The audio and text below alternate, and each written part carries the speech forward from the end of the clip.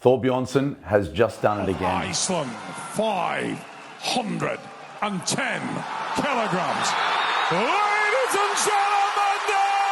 On September 6th, 2025, he deadlifted 510 kilograms, breaking his own world record and becoming the first man in history to pull over half a ton, not once, not twice, but 3 times. And the way that he did it is what makes this so unbelievable. He didn't just edge it up, he lifted it with ease, under circumstances that should have made this lift impossible.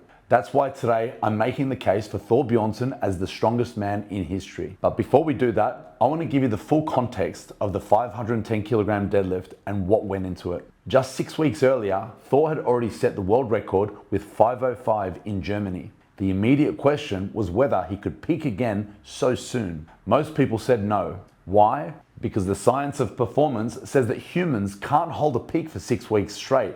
Once you hit a peak, the body begins to detrain. You also can't hit another true peak in such a short time frame. The recovery debt and the physiological stress are too high. And there was another reason why people doubted him. The way the 505 looked. To most people, it looked like Thor was at his absolute limit. So the idea that he could somehow recover and push even further in just 6 weeks seemed impossible. But the truth is, the 505 didn't look slow because Thor was at his ceiling. It looked slow because of the conditions. Eisenhart used a carpeted surface on their deadlift platform instead of the hard platform used in most strongman competitions. Thor's deadlifting style, the roll-in technique used by many strongmen, doesn't work on carpet. On his first attempt, the bar caught. Even though that first attempt was light enough to not matter, it forced him to change his technique on the fly for the rest of the competition to make sure that the bar didn't catch again. That change in his technique slowed him down. It wasn't fatigue. It wasn't his ceiling.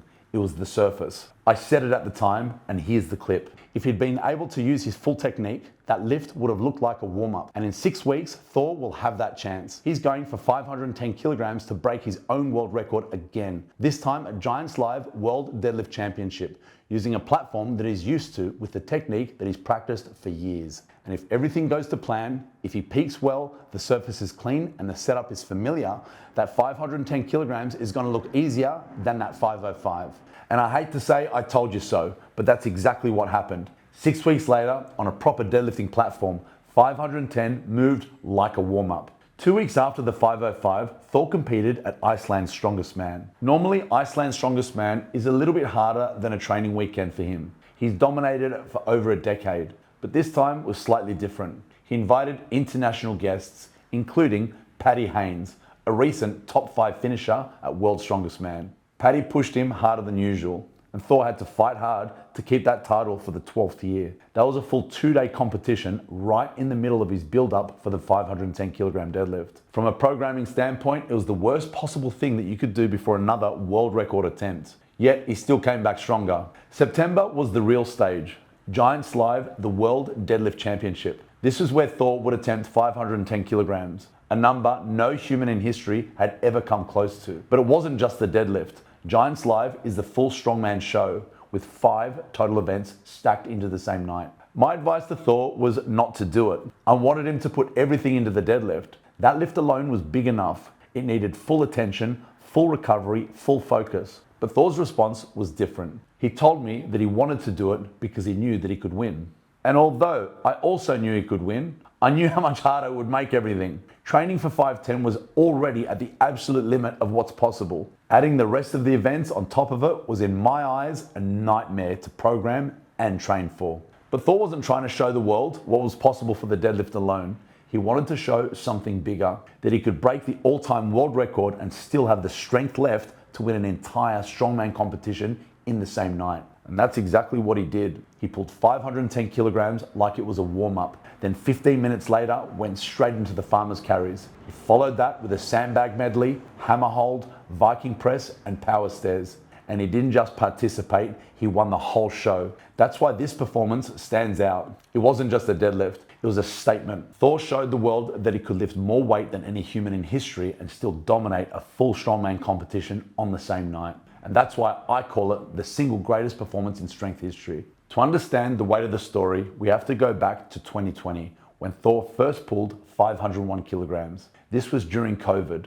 It was an official world record breaker event, sanctioned by World's Ultimate Strongman, judged by one of the most respected strongman judges in the world, Magnus V. Magnusson, and televised live on ESPN. It was the most watched strongman event in history, but immediately became one of the most controversial. Critics said that Thor shouldn't have been allowed to use his own bar, plates and platform, even though it was fine for Eddie Hall. With the 500 kg deadlift, one of my conditions was I took my platform with me from the gym. So I already had the bar, I was training with Alico plates, and I actually lifted my platform up, put it in a van, drove it up there and set it up so that the 500 kg deadlift was done on the platform that I trained with. Nobody questioned it when Eddie did it, yet for some reason it became one of the main reasons why Thor's 501 was discredited by so many people. Another criticism was that Thor's father weighed the plates, and yes, he did, but he weighed them live on calibrated digital scales in front of judges and broadcasted to the world. It's the only time in strongman history I've ever seen plates weighed before a record lift. Still, people claim the scales were tampered with or the plates were fake. The backlash became part of the Eddie Hall rivalry, which eventually moved into the boxing ring. In 2022, Thor dropped more than 50 kilograms from 205 down to 150 kilograms to take the fight. He convincingly won, but the cost to his size and strength was massive. Add in a complete pec rupture not long after, and most people thought Thor's days as the strongest man alive were over. Fast forward to 2025 and the story flipped completely. The 505 in July validated the 501. The 510 in September silenced the critics once and for all. After the 505, Thor was in a fatigue state. 2 weeks later, Iceland's strongest man added even more fatigue. And in the lead up to Giants Live, he didn't just prepare for one single lift. He had to train for the entire strongman show with 5 big events. And on the day of 510, it was clear that he had more. Many people believe, and I absolutely agree, that if 530 had been loaded on that bar, it would have come up. So what actually defines the strongest man of all time? If we're talking about best competitor in strongman history, then it's hard to argue against Zydrunas Savickas. His career is the most decorated and his record on competition stage is unmatched. But that's not the discussion here. This is about one question: who's the strongest man in history?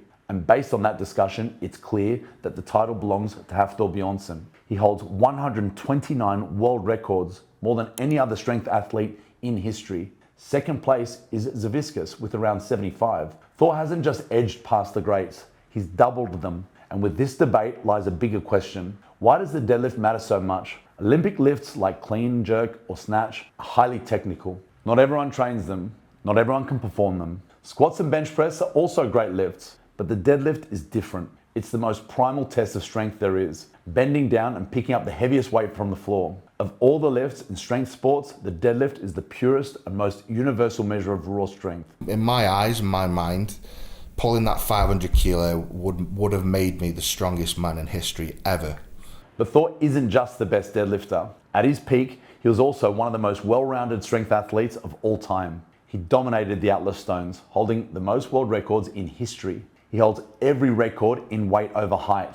His squat, 460 kilograms, is heavier than any of the other top world strongest man champions in history. He even totaled 1,100 kilograms in a powerlifting competition with just 6 weeks of prep, a mark that stands equal first with Bill Kazmaier for the greatest powerlifting total ever achieved by a strongman.